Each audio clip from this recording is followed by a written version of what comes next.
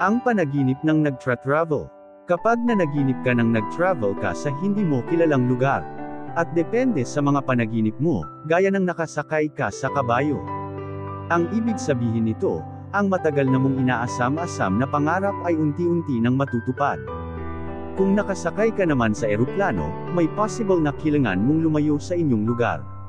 Kung sa tren naman na ikay nasakay, makakarating ka sa lugar na kung saan ay gusto mong puntahan.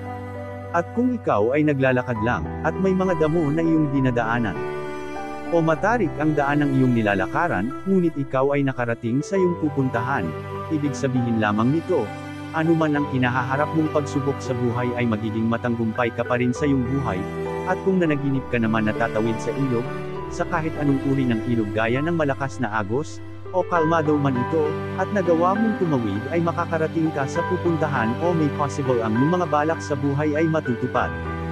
Tandaan anuman, ang ating balakin at saan man tayo dalhin ng ating mga paa, tandaan natin parati, na may Diyos na naggagabay sa ating buhay, palagi nating baonin ang salita ng Diyos sa ating buhay.